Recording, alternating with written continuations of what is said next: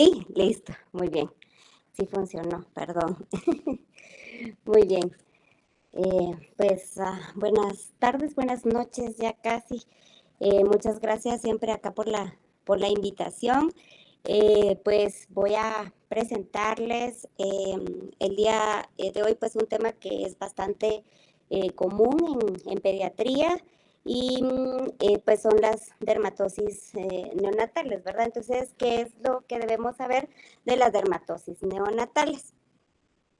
Bueno, vamos a hablar de las dermatosis neonatales como esas dermatosis que se presentan sobre todo en las primeras semanas de vida. La verdad es que pues casi el 100% de los neonatos tienen más de una lesión dermatológica a su nacimiento o la presentan en las primeras semanas de vida.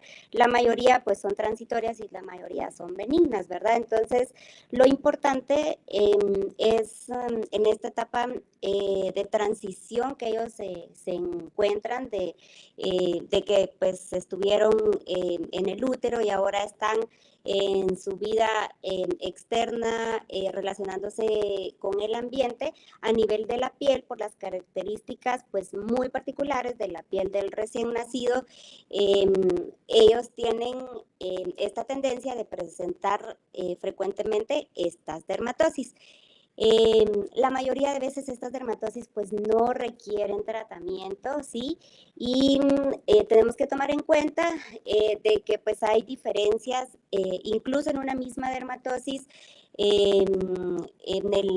sobre todo en las diferentes razas, ¿verdad? Pero ¿qué tiene que ver? La edad, si se presenta en la primera, en la segunda semana de vida, algunas pues pueden ser más frecuentes en un género que en otro y algunas son muy importantes debido a que pueden ser marcadores de otras patologías, ¿verdad?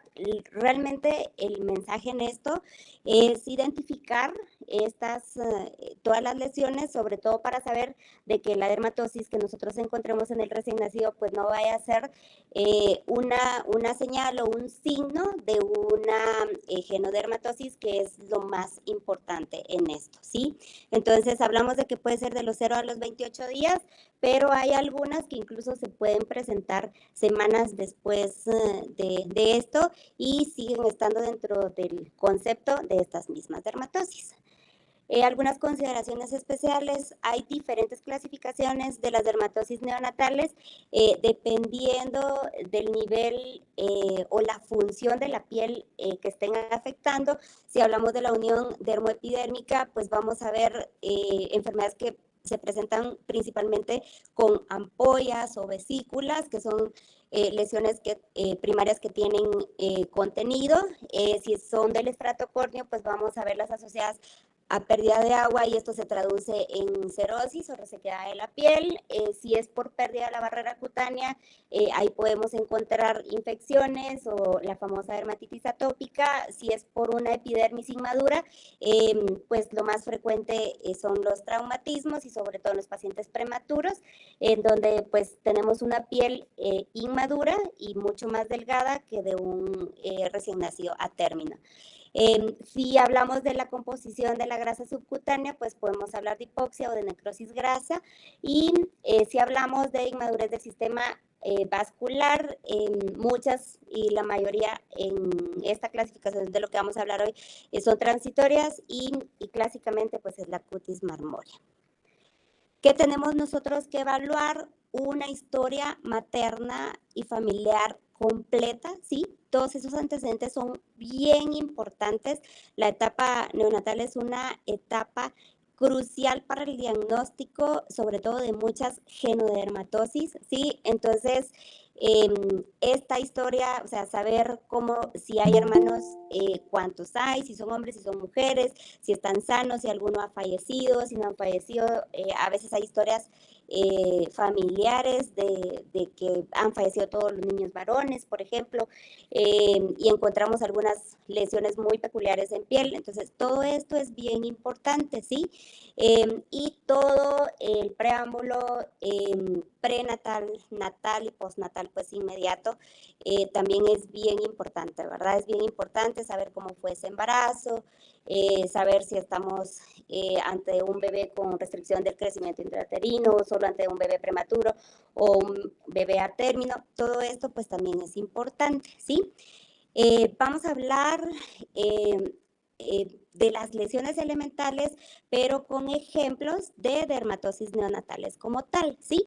Entonces, recordamos que pues dentro de las lesiones elementales vamos a tener las que son planas, que solo van a tener cambios de coloración, y las que son elevadas, y también vamos a tener otras que son secundarias, ¿verdad? Las primeras dos que mencioné se suelen clasificar como primarias y las secundarias pues son secundarias a algo que hubo inicialmente. Entonces, hablando de las que tienen solo cambios de coloración, vamos a hablar de las máculas, que un ejemplo clásico en los neonatos pues pueden ser las manchas café con leche, como podemos verlo acá en esta imagen. Vamos a hablar de parches o manchas. Acá el ejemplo que tenemos es de un precursor de hemangioma. Las máculas pues son lesiones más pequeñas, los parches o las manchas son más grandes según las bibliografías donde lo revisemos. Algunos dicen que el punto de corte son 0.5 centímetros, otras dicen que es 1 centímetro.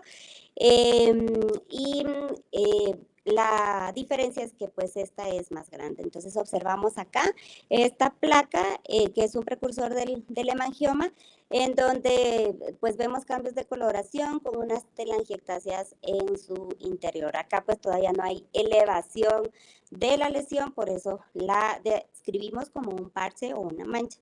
Una pápula, que en este caso pues el ejemplo es un granuloma umbilical, que también es una lesión pues frecuente en los neonatos. Una placa, que estas lesiones pues sí ya son elevadas, ¿sí? Entonces, una placa es más ancha que elevada, ¿sí? Esa es su definición, y acá el ejemplo que tenemos es el de un nevo sebáceo, ¿sí? Estas son lesiones que también son totalmente benignas, con las que el paciente pues nace. En este paciente que pues tiene un fototipo claro, se observa así, amarillo, naranja, a veces se observa un poquito eritematoso el nevo. Sin embargo, cuando los fototipos son más oscuros, las pieles son más morenitas, estos nevos pues pueden observarse más naranja o más oscuros que la piel, como hiperpigmentados. Entonces, a eso me refería también, en que pues algunas lesiones pueden variar según la raza o el fototipo de los pacientes también. Un nódulo, que en este caso tenemos un xantogranuloma juvenil, ¿sí? Entonces es una lesión pues circunscrita, elevada. Una vesícula, acá el ejemplo que tenemos es de una acropustulosis infantil, ¿sí? Entonces acá las lesiones, igual que con entre mácula y mancha, las vesículas también en teoría tienen un punto de corte de 0.5 o 1 centímetro, dependiendo la literatura donde la revisemos, pero si son pequeñas y con contenido líquido, son vesículas, ¿sí? Y si son más grandes, arriba de 1 centímetro de diámetro y tienen contenido líquido, pues ya son bullas, ¿sí? Entonces acá el ejemplo es una epidermolisis bulosa, donde pues encontramos estas bullas de gran tamaño, y pues más adelante también vamos a hablar un poquito de esto, ¿sí? Pústulas, que son pues también lesiones elevadas de pequeño tamaño, que están llenas de pus, que su contenido es purulento. Y acá el ejemplo es un acné neonatal, ¿sí? Entonces acá tradicionalmente encontramos pústulas a nivel de la cara y luego esta dermatosis la vamos a ver en específico más adelante. Costras, que esto pues sí ya es una lesión secundaria. En este caso pues tenemos unas costras cerosas y otras hemorrágicas que están asociadas a un paciente con una dermatitis atópica impetiginizada. Las escamas, que también son lesiones secundarias, son lesiones en las que vemos, pueden haber igual de diferente color y tipo. Por ejemplo, en un paciente con dermatitis atópica podemos encontrar una escama blanquecina que no es más que el estrato córneo de la piel desprendiéndose, con una base eritematosa y otras lesiones, pero acá, en este caso, la escama es una escama oleosa, amarilla, que es de una dermatitis seborreica y la vemos en la piel cabelluda. La erosión, que no es más que la pérdida de la continuidad de la piel por algo que hubo previo. En este caso es una epidermolisis bullosa. En una diapositiva previa vimos la bulla formada donde estaba la ampolla, la bulla con todo su contenido líquido. Acá pues esa bulla pues ya está decapitada, ya está destruida y ese techo ya no se observa y lo que vemos es la piel expuesta, erosionada, sí, pues hay pérdida de la continuidad de la piel y vemos estas lesiones, ¿sí? Entonces es como la base de esa bulla que vimos anteriormente. Una úlcera, sí, este ejemplo es de una aplasia cutis congénita.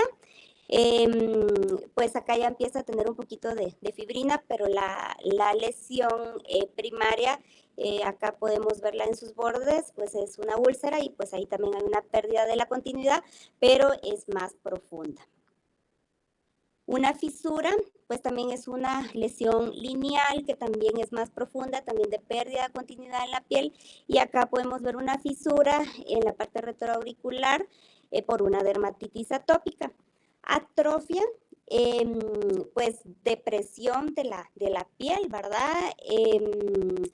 Podemos ver una hipoplasia dérmica focal. Esta pues es una genodermatosis ligada al cromosoma X, es autosómico dominante y tradicionalmente pues se presenta en mujercitas. Los hombres dicen que no viven. Entonces también si encontramos pues este tipo de lesiones en nuestros pacientes pues son marcadores de genodermatosis como platicamos.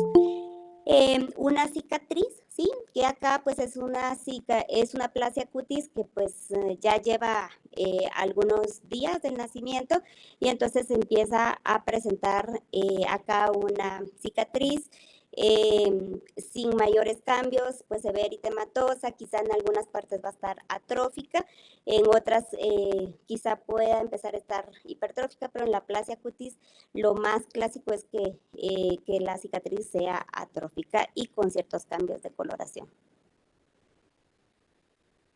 Y bueno, esta es una clasificación que está pues en uno de los libros de dermatología neonatal. Y pues hay muchas, sí, hay muchas clasificaciones en cuanto a todo lo que puedan presentar los recién nacidos y puede ser en base al tipo de lesiones que tengan en específico, a la causa, y vamos a enfocarnos principalmente pues en estas que están en color amarillo y vamos a hablar de lesiones benignas transitorias, de las que tienen que ver con los cambios de coloración, manchas, malformaciones y tumores vasculares y unas que son muy frecuentes a nivel de las mucosas. Entonces vamos a empezar con las lesiones benignas transitorias. Y vamos a hablar de una de las más comunes y vamos a hablar de la descamación fisiológica del recién nacido, ¿sí?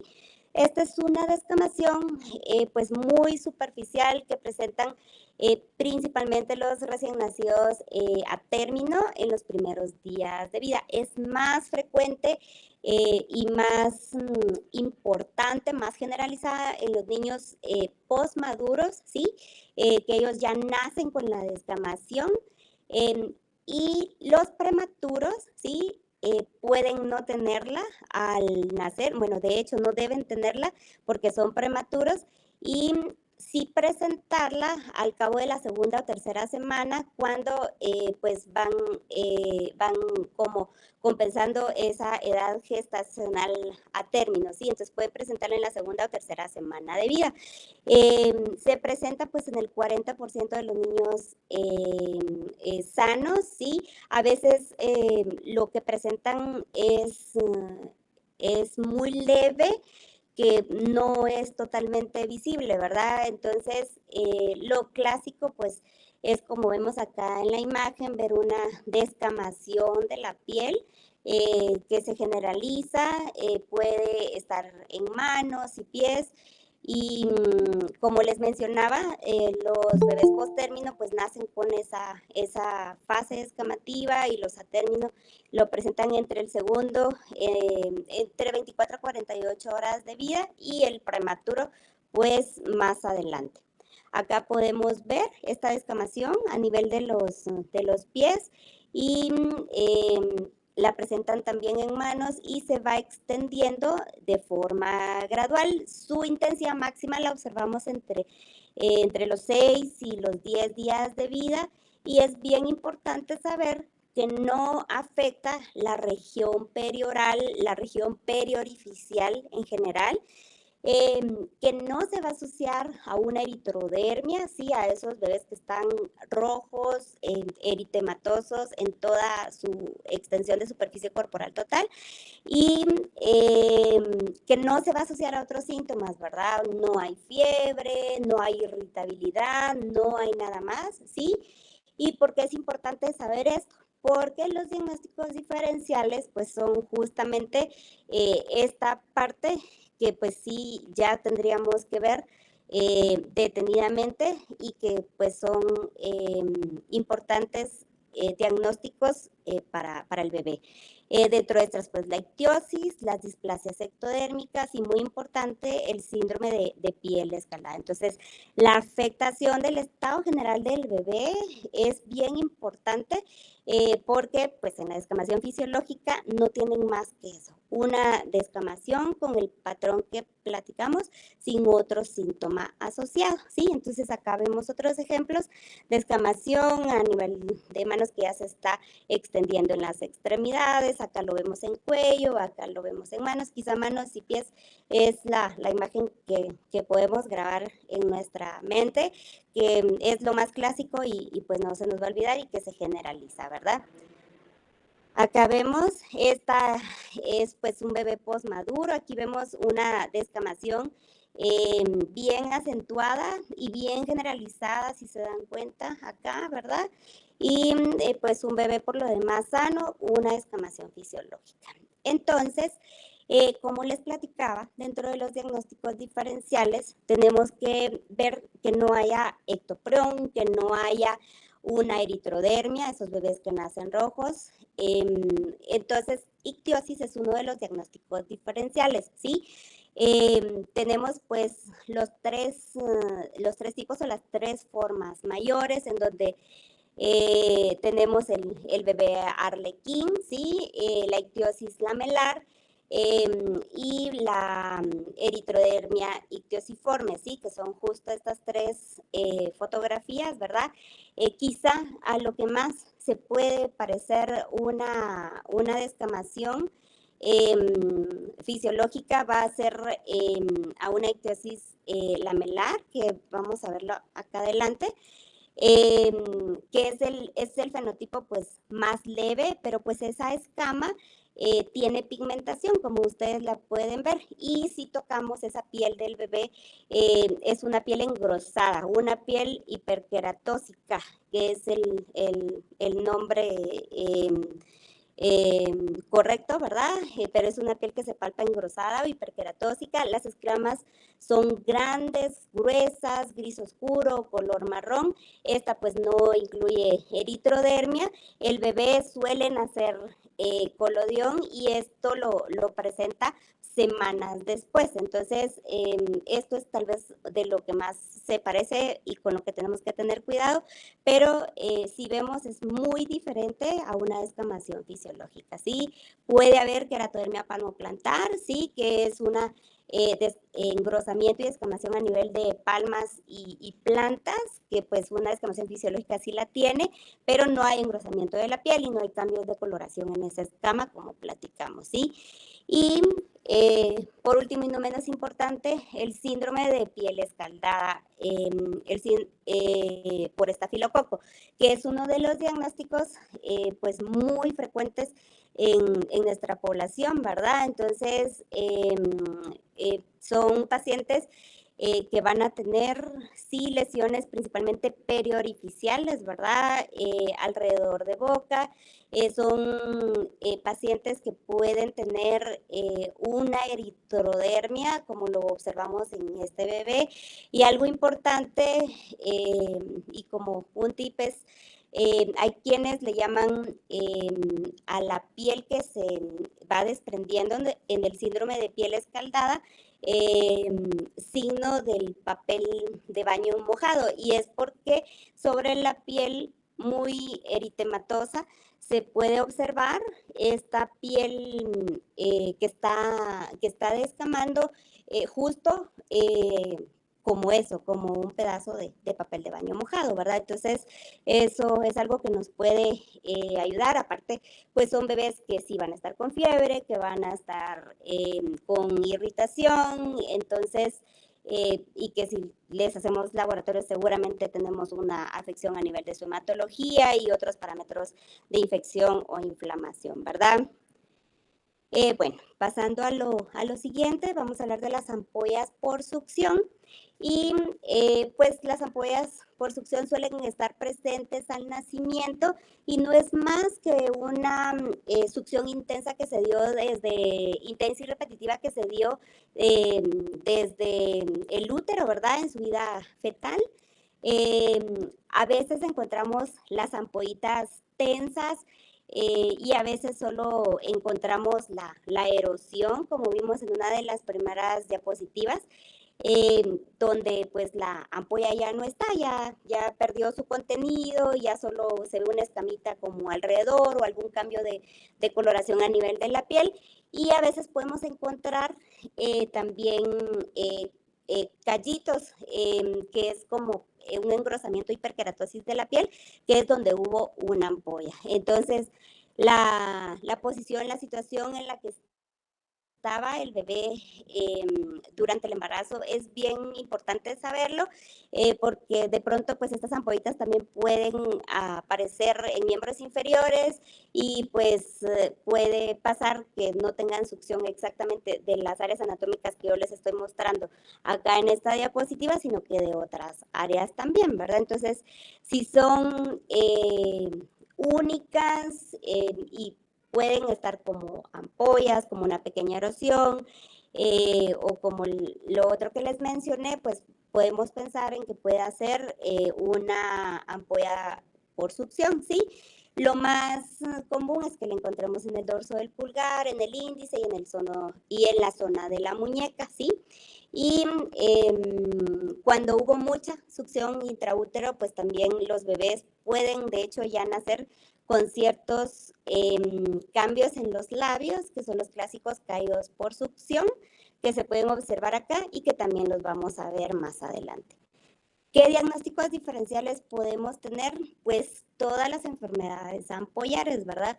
Que en el neonato es importante, sobre todo por estas ampallares que tienen compromiso sistémico y que tienden a ser severas.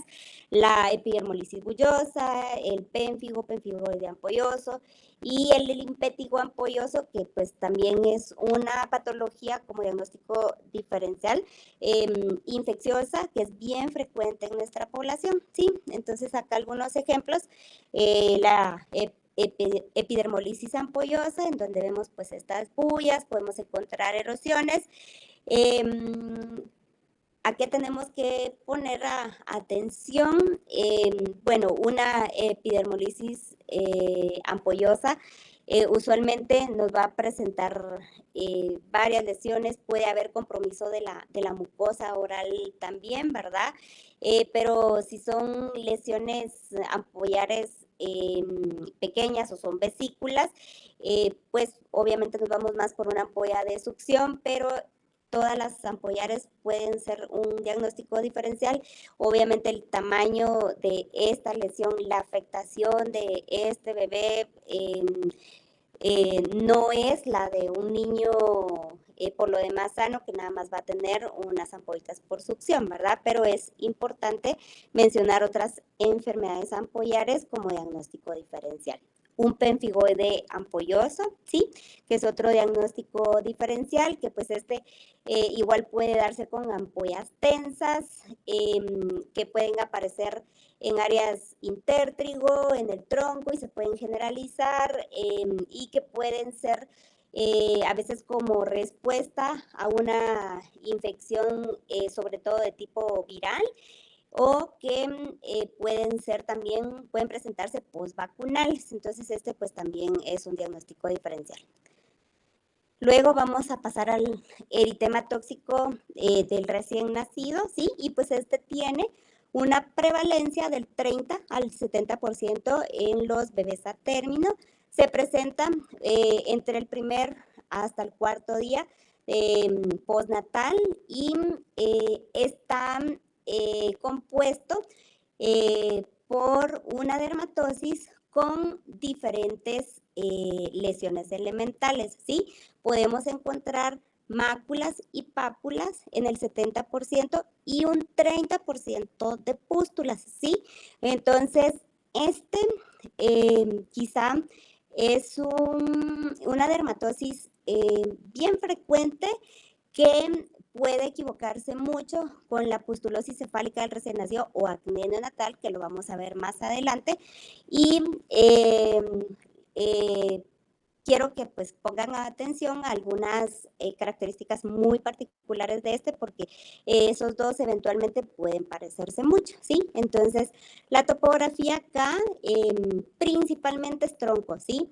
Pueden haber en cara, pueden haber en extremidades, respeta palmas y plantas, ¿sí? Esto es bien importante.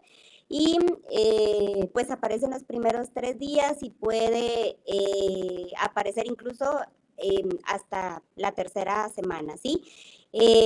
Se autolimita y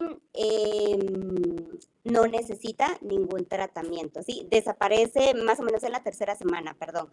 Aparece en esos primeros 3 días y suele desaparecer. Sin embargo, como en la tercera semana. Sin embargo, pues esto es lo clásico, más allá no hay. Si aparece como en la tercera semana, entonces ya podríamos estar hablando de ese otro diagnóstico diferencial que les digo, que vamos a ver ahorita más adelante.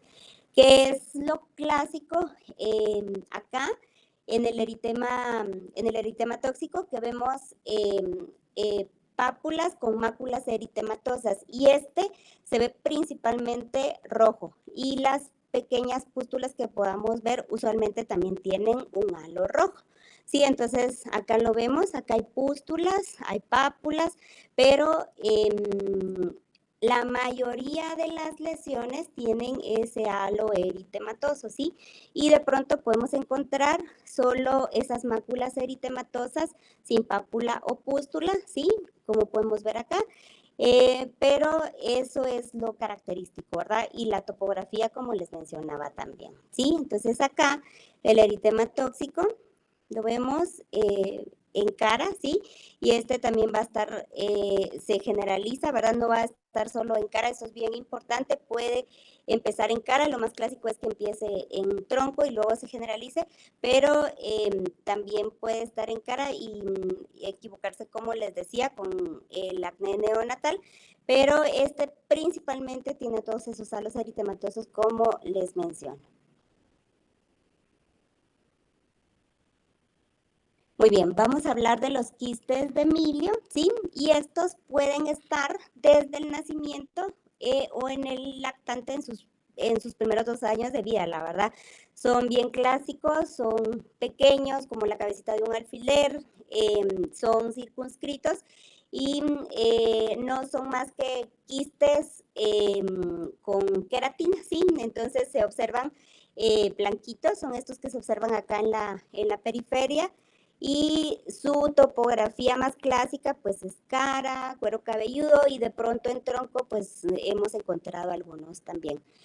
Usualmente se reabsorben, ¿sí? No necesitan ningún tratamiento como tal.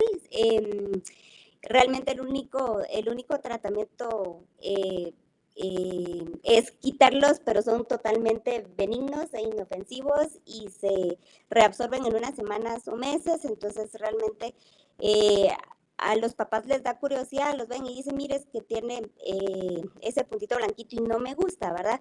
Pero con explicarle esto a los papás, pues es más que suficiente porque la mayoría pues sí se reabsorbe. Y acá observamos otros, acá a nivel de la frente, de la región interciliar, y pues son pequeños quistes, como les decía, con contenido de queratina. Acá vemos otros también en la periferia, sí, acá hay otro, y acá vemos unos en el mentón, sí, así es como se observan. Acá también tiene otros a nivel del tronco en cuello, sí. Y bueno, vamos a hablar de otras de las dermatosis que también son bien frecuentes y es la miliaria. En algunos países le dicen sudamina, es la que frecuentemente se presenta pues asociada a los cambios de temperatura, sobre todo a aumento de la temperatura corporal y sudoración en los bebés, entonces por eso el nombre, ¿verdad? Puede estar al nacimiento o presentarse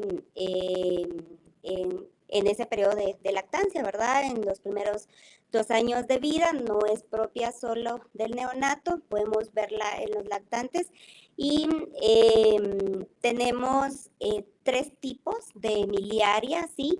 En la miliaria pues tenemos la cristalina, la rubra y la pustulosa, así que algunas literaturas hablan de la pustulosa como una miliaria rubra que se hizo crónica, sí, pero pues para fines prácticos y principalmente de la lesión elemental característica de cada una, esa esa clasificación de las 3 es la más utilizada. Y en la cristalina, pues tenemos, como su nombre lo dice, vesículas llenas de un contenido cristalino, se ven como gotas de agua de rocío. En algunas literaturas se describe así. Tiene un patrón folicular, podemos encontrarla en cara, en el tronco y en las áreas de flexión. Puede estar unos solos días o puede durar 1 o 2 semanas. Acá lo importante son cuidados generales y adecuados de la piel y recomendarle a los papás pues no arropar mucho a los bebés, no hacer que no hacerlos sudar, utilizar ropa, la cantidad necesaria, si el papá es ese es el parámetro que pues yo siempre trato de explicarles. Si usted siente frío, el bebé siente frío, y si usted con un suéter ya no siente frío, el bebé también con un suéter o una pijamita calentita o una ropa calentita es suficiente, y no es necesario poner 2, 3 colchitas o ponchitos encima, ¿verdad? Entonces, que no arropen demasiado a los bebés. Y las mismas medidas son para las otras miliarias. En cuanto a la miliaria rubra, acá es la misma presentación, ¿verdad? Pueden presentarla al nacimiento, incluso desde el primer día de vida, desde las primeras horas de vida, y presentarlo en los primeros 2 años. Acá la lesión elemental son pápulas, ¿sí? Que son lesiones elevadas, muy pequeñas, ahí sí son menores de 5 milímetros, de hecho de 1 a 2 y mucho 3 milímetros, y estas también pueden presentarse en cara, en tronco y también en las áreas flexurales, y tienen también la misma evolución, que pueden durar unos días, una semana, y nada más necesitamos medidas generales para los papás. Entonces acá observamos esta miliaria cristalina, en donde observamos acá que el contenido es totalmente cristalino, como platicábamos, ¿verdad? Y acá algo que nos puede ayudar, porque esto es bien frecuente, sobre todo en los intensivos, donde pues cuando están llenos, hay varios bebés, algunos con las incubadoras encendidas, con los termorreguladores y la temperatura sobre todo que debe mantenerse. Es frecuente que lo veamos en los intensivos en los bebés. Entonces, con una gasita húmeda con un poquito de solución salina o agua estéril, podemos frotarla gentilmente, y usualmente todas estas pequeñas vesículas se decapitan y queda ya solo la piel, que es el puro estrato córneo, que queda acá sin su contenido, ¿sí? Entonces, es una medida frecuente. A veces se generaliza esta miliaria cristalina y puede a veces espantar, ¿verdad? Y a veces nos hacen consultas porque dicen no sé qué tiene, y sobre todo en pacientes con fototipos oscuros. Creo que hay una fotografía adelante, sí, aquí está. Se observa así, y entonces si vemos estas lesiones generalizadas, pues pueden asustar, ¿no? Pero por su fototipo, pues su fototipo muy peculiar, es que podemos observar todas estas lesiones. Si nos acercamos y las vemos, pues nosotros al dermatoscopio, o se acercan ustedes a verlas o a hacer la técnica que les mencioné, se van a dar cuenta que pues no es más que una miliaria cristalina. La miliaria rubra podemos observarla así. Son pápulas eritematosas, ¿sí? Y siempre cara, cuello y áreas flexurales, ¿verdad? También se parece mucho al eritema tóxico, ¿verdad? Del recién nacido. Recuérdense que en el eritema tóxico pues hay más de una lesión elemental, no solo las pápulas eritematosas, porque pues acá en la miliaria rubra pues también tiende a haber mucho eritema en la piel que esté afectada, ¿sí? Pero en el eritema tóxico usualmente vemos ese halo eritematoso alrededor de todas y cada una de las lesiones. Pero sí se parece bastante también. Acá vemos también la miliaria rubra, vemos unas pápulas. Si se dan cuenta acá, pues es un eritema difuso, ¿sí? No es un eritema que esté como un halo alrededor de todas y cada una de las lesiones. Acá también vemos otro paciente con miliaria rubra, sí, las pápulas eritematosas y un eritema pues que es más difuso, como les mencionaba. Y la miliaria pustulosa, que pues como les decía, la verdad es que sí, usualmente sí se da en esos pacientes que repetitivamente presentan una miliaria rubra. De pronto las lesiones ya no son solo pápulas, sino que empiezan a aparecer unas pustulitas, y se ve así, ¿verdad? El contenido de las lesiones es de